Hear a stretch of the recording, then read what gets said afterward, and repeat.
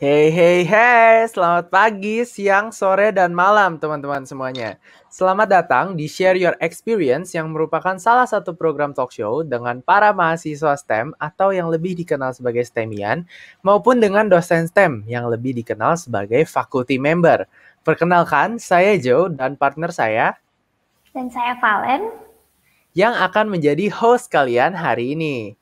Nah, hari ini udah ada bareng kita seorang guest yang ahli di bidang energi nih teman-teman. Penasaran kan? Mari kita sambut Pak Fidel. Halo Pak Halo Fidel. Pak Fidel. Halo, selamat siang Joe dan Valen. Iya, apa kabar nih Pak? Ya, baik-baik. Gimana kalian baik ya? Iya, Baik. puji Tuhan kita baik-baik juga. Oke. Mungkin boleh Pak, sebelum kita mulai talk show-nya ini, kita perkenalan dulu sedikit buat teman-teman yang akan nonton talk show ini. Mungkin dari nama lengkap, mengajar program studi apa, expertise-nya di bidang apa, dan sudah berapa lama Bapak menjadi dosen. Waduh, panjang ya. Oke, Iya. saya nggak perlu kayak Joe ya, hehehe gitu Iya, ya. Nggak perlu ya. iya, nggak apa-apa. Oke, nama saya Fidelis Simanjuntak ya, biasa dipanggil Fidel. Terus saya dari Prodi Teknik Energi Terbarukan dari STEM Prasetya Mulia. Lalu bergabung sejak tahun 2017 ya, pas STEM dibuka pertama kali.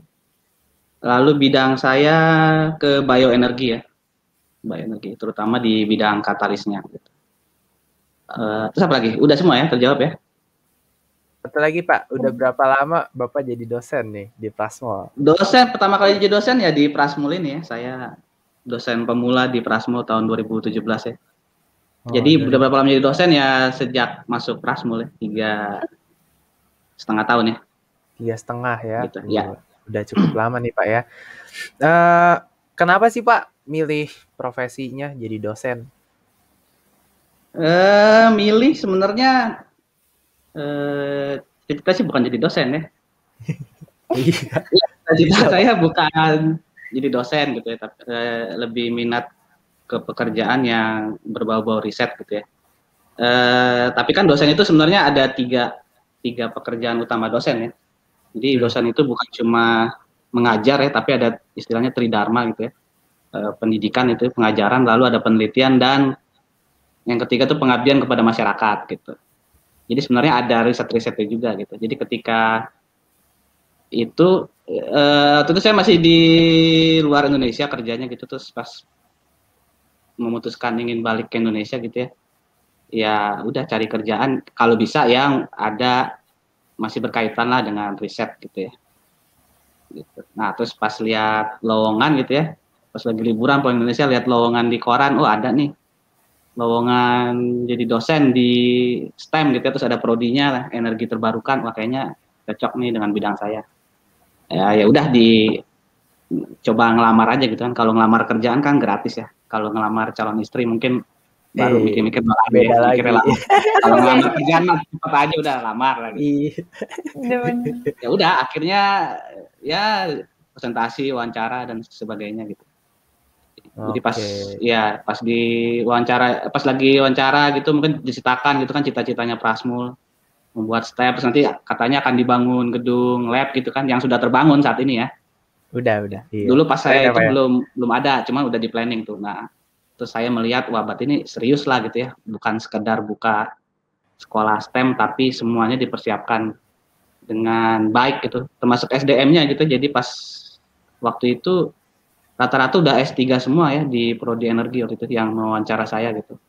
Jadi dari SDM-nya bagus, kemudian dari sarana prasarananya ya, kan sekarang sudah ada STEM gedung labnya 7 lantai, 5 lantainya lab, lalu ada peralatannya lumayan banyak gitu ya. Jadi ya cita-cita itu kayaknya, maksudnya janji itu udah terwujud gitu ya, dibuat khusus satu gedung isinya lab gitu. Jadi saya anggap keren lah waktu itu. Kalau belakangan lagi gitu. Sibuk apa Pak? Kalau belakangan lagi sibuk apa? Riset apa sibuk nih? Apa ya?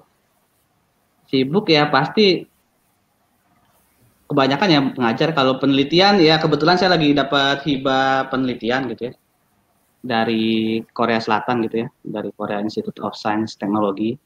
Tahun lalu juga udah dapat, tahun ini dapat lagi gitu ya. Dan itu biasanya tahun lalu juga tuh ngajak mahasiswa untuk kerja bareng saya gitu ya. Cuman tahun lalu karena kita pandemi ya, mahasiswa tidak bisa ke lab gitu, jadi mungkin agak tersendat gitu ya kalau maksudnya pekerjaan mahasiswanya gitu. Jadi mungkin masih kebanyakan saya yang mengerjakan. Tapi tahun ini puji Tuhannya alhamdulillah sudah bisa ke lab ya, untuk yang tugas akhir, praktikum juga sudah mulai ada yang ke lab. Jadi udah mulai dikerjakan lagi nih yang project tahun ini dengan mahasiswa energi gitu. Jadi begitu kesibukannya. Wah, keren. Berarti Pak Fidel ini bukannya fokus ke mengajar kayak dosen pada umumnya, tapi lebih membimbing riset-riset ya Pak. Jadi Bapak melakukan penelitian dan juga mahasiswa REE itu dibimbing juga ya untuk melakukan riset-riset ini ya Pak? Iya, kalau fokus sih ya tetap harus fokus ke 3 itu ya, terutama mengajar Oh sih iya sih. tidak bisa ditinggalkan ya. Iya, Iya saya sih, benar juga ya. diusir sama Prasma atau dimarahin Pak Dekan nanti saya kalau Aduh. Iya juga ya, benar. Iya, Nah, jadi Pak, yang penting itu kan kita mengajar karena kan ya kuliah ya harus ngajar dosennya gitu. Nah itu harus bagi waktu dengan risetnya itu, penelitian gitu. Dan memang yang punya hibah penelitian tuh bukan saya doang di energi gitu ya. Nah, ada Prof Yudi juga itu dapat dari hibah dikti gitu ya. Nah itu diajak juga tuh mahasiswa energi ya, 3 mahasiswa malahan ya. Kalau saya kan di proyek saya satu mahasiswa gitu. Di proyek Pak Yudi itu 3 gitu. Ya jadi kalau ada dapat hibah dana riset gitu ya dari luar kampus maupun dari Prasmul, itu pasti mahasiswa diajak gitu. Ya, sebagai ya menambah pengetahuan, menambah skill mahasiswa, mungkin akan mempercantik CV-nya mahasiswa gitu ya. Iya. Gitu ya. Benar. Oke, baik. Nah, Pak, tapi pas selama mengajar ataupun melakukan riset pribadi dan ataupun dengan para mahasiswa, ada nggak sih pengalaman yang memorable nih, yang paling menarik selama melakukan hal itu di Prasmul? Kalau memorable kan apa ya? Ya kalau bimbing mahasiswa lomba lah. Kebetulan mahasiswa energi itu lumayan banyak juga yang rajin ikut lomba gitu ya. Jadi pas bimbing mahasiswa itu ya mungkin memorable di situ ya, pas lagi ya pas ikut lomba itu kan nggak selalu juara gitu ya. Saya selalu bilang ke mahasiswa kalau ikut lomba ya juara itu bonusnya aja, tapi intinya itu kalian tuh nambah pengetahuan, karena kan kalau ikut lomba harus studi literatur gitu ya. Terus harus itu ngelatih skill menulisnya mahasiswa, melatih skill presentasinya mahasiswa, public speaking gitu ya. Terus ada satu lagi mungkin yang nggak terlalu kelihatan, itu menambah relasi kan. Kalau ikut lomba kan pasti kenalan dengan orang-orang baru gitu ya. Nah itu akan menambah relasi, dan relasi itu penting ya. Semakin banyak teman tuh biasanya semakin banyak informasi, entah itu ntar jadi teman bisnis bareng gitu ya, atau dapat info lowongan kerja dari teman-teman gitu ya. Nah jadi juara itu bonusnya gitu. Jadi mahasiswa ini ya ikut lomba gitu ya, nggak selalu juara, tapi ada juga juaranya pernah gitu. Gitu. Jadi mungkin itu sih kalau yang memorable dengan mahasiswa ya. Berarti cukup erat ya Pak hubungan antara mahasiswa sama dosen. Iya sih, kalau di Prasmul saya rasa bukan cuma di prodi energi sih, mungkin di semua prodi juga hubungan mahasiswa dengan dosen kayaknya nggak kaku gitu ya. Di semua prodi sih kayaknya. Oke. Jadi emang environment-nya gitu ya teman-teman. Environment-nya itu emang hubungannya bisa berhubungan baik gitu sama dosen. Kayak istilahnya partner lah gitu. Iya, kamu gimana sama dosen kamu? Kok jadi saya yang nanya ya?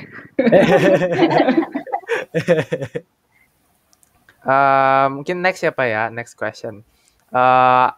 Kan ini kita kena pandemi nih selama udah hampir 1,5 tahun ya, udah 3 semesteran. Apa sih perbedaan mengajar secara online dan offline yang Bapak rasain? Yang beda ya interaksinya kali ya. Kalau interaksi, kalau di kelas kan bisa langsung lihat semuanya gitu ya. Kalau di online ya biasa lah, kadang-kadang ada yang off cam ya, ada yang on off ya, ada yang off terus gitu ya, ada juga yang on terus gitu ya. Jadi mungkin yang paling berasa ya interaksinya kali ya. Kalau dari penyampaian materi sih mungkin nggak terlalu masalah karena kita kan langsung ketemu di Zoom gitu ya. Mahasiswa juga bisa langsung nanya gitu ya. Paling berasa itu ya. Sama berasa ya yang ada praktikumnya ya. Karena tahun lalu semua praktikum tertunda. Tapi kalau yang menggunakan software gitu ya, yang praktikumnya bisa pakai software, itu masih bisa dilakukan dengan baik ya. Karena komputer yang di lab kampus itu bisa diakses oleh mahasiswa dari rumah ya, pakai di remote gitu oleh mahasiswa. Jadi yang untuk simulasi-simulasi itu tidak ada kendala ya. Gitu. Tapi kalau dari segi penyampaian materi sih nggak ada masalah sih. Gitu. Mahasiswa juga kayaknya nggak tahu. Ini mahasiswa kayaknya lebih nyaman ya. PJJ ya. Iya. Nggak tahu sih Pak. Menurut saya sih gimana ya kalau PJJ, aduh pegel juga sih Pak. Kadang kelas 3 kan, iya. terus sendiri, waduh di meja doang gitu. Pegel mata ya. Iya, pegel mata, pegel punggung. Iya, tapi kayaknya kalau Valen tuh tadi kayaknya senyum lebih senang PJJ kayaknya. Wih, kayaknya Ya, sih ini soalnya- Valen. Enggak, masalahnya Pak, saya kan belum pernah merasakan offline ya Pak, jadi nggak tahu gitu. bedanya seperti apa. Ini 2000, iya benar. 2020, Valen. Iya Pak. Oh, 2020. Jadi nggak Ya tahu kan nih bisa perbedaannya. dibandingkan waktu SMA gitu. Ya kalau sama SMA iya sih jujur ada beda jauh nih perbedaannya. Kalau online kan begitu nyalain komputer langsung sampai kelas ya. Iya, Nah, biasa kan Bener. kudu jalan dulu, Iya. naik ojek dulu gitu kan. Berarti kalau bisa saya rangkum itu dari REE itu udah memfasilitasi ya Pak ya buat emang apa namanya buat udah siap banget buat pembelajaran secara online gitu ya. Iya. Jadi selain ada Zoom kan kalau saya selalu ada WAG-nya tiap kelas gitu. Di tiap mata kuliah, Gitu. Udah WA Jadi group ya. ya setelah Zoom online Zoom gitu juga bisa nanya juga di WAG gitu. Kalau ada yang perlu ditanyakan. Mungkin beberapa dosen mungkin menyediakan forumnya di LMS gitu ya, di LMS kita itu yang mudah gitu. Kalau saya lebih setiap mata kuliah saya bikin WAG-nya. Biar interaksinya tetap jalan terus ya Pak saat kelas ataupun di luar kelas ya. Oh oke. Iya. Itu memang jalan yang paling bagus sih di masa online ini. Nah Pak, tapi kan Bapak berarti pas nyari Prasmul itu kan dari koran aja nih, dari lowongan koran dan akhirnya sekarang pun udah jadi dosen selama 3 tahun. Nah, apa sih momen yang bikin perasaan Bapak tuh wah benar-benar nih menjadi dosen, menjadi faculty member itu memang pekerjaan atau profesi yang paling cocok nih untuk diri Bapak. Gimana tuh? Apakah ada momen-momen seperti itu? Momen seperti itu ya mungkin nanti ya, karena ini sebentar lagi nih Energi kan meluluskan lulusan pertama ya, angkatan 2017 kan lulus tahun ini ya. Ya mungkin itu kali ya bakal jadi momen wah, karena kan dari 2017 pertama saya sudah mengajar mereka sejak awal gitu, terus kalau ntar ngeliat mereka lulus mungkin itu momen yang menyenangkan ya buat saya gitu, karena ya pasti semua dosen itu senang gitu kalau ngelihat mahasiswanya sukses ya, terutama lebih sukses dari dosennya itu senang banget gitu sih. Wah, ya. berarti emang itu menjawab pertanyaan nggak ya? Tadi boleh ya, ya. Oke. Ya berarti pokoknya memang setiap dosen pasti senang lah ya Pak, karena Bapak sendiri pun berarti udah bimbing dari angkatan pertama itu nantinya mau lulus, itu rasanya kayak membanggakan banget ya Pak. Nah, kira-kira ada nggak sih momen lain nih yang buat perasaan Bapak tuh bahagia banget sebagai seorang dosen? Tadi kan udah dijelasin nih, misalnya saat mereka lulus atau saat senang kompetisi atau apa lagi nih? Apakah ada momen-momen lainnya yang bikin bahagia banget jadi dosen kayak gitu, Pak? Apa ya? Mungkin saya tuh senang kalau di kelas ada bisa tercipta diskusi gitu ya. Maksudnya mahasiswanya aktif sharing ilmu juga. Jadi begini, kalau saya tuh prinsipnya dosen itu bukan maha tahu segalanya gitu ya. Ya, kadang-kadang saya ngomong juga tuh mahasiswa, walaupun saya S3 bukan berarti saya tahu segala hal gitu. Jadi mungkin ada sesuatu hal yang kalian ketahui tapi saya nggak tahu gitu. Makanya itu perlu ada diskusi dua arah gitu kan. Jadi mahasiswa itu juga sebenarnya bisa ngasih ilmu ke dosennya loh, ya kan? Dan kadang-kadang saya mendapatkan info-info itu dari student gitu, info-info yang saya belum tahu gitu kan. Gitu. Nah makanya itu perlu ada diskusi gitu. Atau mungkin dengan mahasiswa bertanya itu juga tuh itu akan memberikan pelajaran ke dosennya gitu kan. Terutama kalau pertanyaannya belum bisa dijawab tuh. Nah, itu kan jadi PR dosennya tuh untuk mencari tahu sehingga menjawab. Cari tahu ya. Wah, iya, jadi kalau saya ada pertanyaan mahasiswa terus saya nggak tahu, itu biasanya saya bilang ini jadi PR saya dulu nih ya gitu. Iya, asik ya Pak, kali-kali mahasiswa ngasih PR gitu ke dosen. Ngasih PR ke dosen, kayaknya dendam banget nih sama dosen. Waduh. Tapi emang ya, relate banget sih Pak, kalau misalnya diskusi itu emang kelasnya jadi lebih live ya, karena emang interaksi dua arah gitu Pak ya. Nggak monoton gitu, jadinya cuma dosen jelasin, terus kita nangkep, nyatet gitu. Ya, karena kan akses informasi juga kan sekarang udah bisa gampang lah cari informasi gitu ya. Jadi saya yakin tuh sebenarnya banyak hal-hal yang mahasiswa ketahui gitu, yang mahasiswa kuasai, tapi saya nggak tahu gitu. Nah, itu kan kalau kita sharing-sharing kan, saya juga jadi bisa belajar tuh dari mahasiswa tuh. Iya. Ya. Oke, mungkin boleh Pak satu kata yang menggambarkan program studi Renewable Energy Engineering. Nah ini yang susah nih, satu kata loh. Iya, satu kata. Ya udah berenergi berarti. Wih, berenergi. Gimana tuh Pak? Alasannya apa nih Pak? Dosennya berenergi semua kayak. Rajin semua kecuali saya kayak. Ya mahasiswanya juga ya aktif-aktif lah di energi ya. Banyak. Jadi ya berenergi lah. Ya. Mudah-mudahan selalu berenergi semua nih FM-nya sama mahasiswanya walaupun masih pandemi ya, masih PJJ. Waduh, gitu. Oke. Berarti memang kata dari nama prodinya juga nih, energi itu juga harus diimplementasikan ke entitas-entitas dalamnya, mahasiswanya juga harus berenergi, dosennya pun harus berenergi ya Pak, mantap. Nah Pak, kita nih yang nonton kan sekarang anak-anak SMA nih yang mau masuk, lagi bingung mau jurusan apa, boleh dong diberikan pesan-pesan nih untuk anak-anak yang nonton, agar siapa tahu nih pada tertarik masuk ke REE di Prasmul, boleh dong Pak? Kalau buat milih prodi ya itu mungkin orang akan berbeda-beda ya driving force-nya gitu ya. Ada yang ngikutin passion gitu ya, minatnya di mana gitu ya. Misalnya dia minatnya ke energi ya berarti pilih bidang prodi yang energi gitu. Tapi kalau ada juga orang yang driving force-nya itu mungkin ngelihat prospek ya. Prospek setelah lulusnya seperti apa gitu ya. Nah, itu ya silakan dicari-cari lah gitu ya, yang paling berprospek apa gitu ya ke depannya ya. Kalau energi terbarukan kan ya kayaknya semakin ini ya, semakin sering dibicarakan orang lah gitu ya. Mulai dari apa biodiesel atau sekarang yang lagi ngetren itu electric vehicle ya. Tapi electric vehicle itu akan lebih bersih kalau sumber energinya juga dari energi terbarukan gitu ya.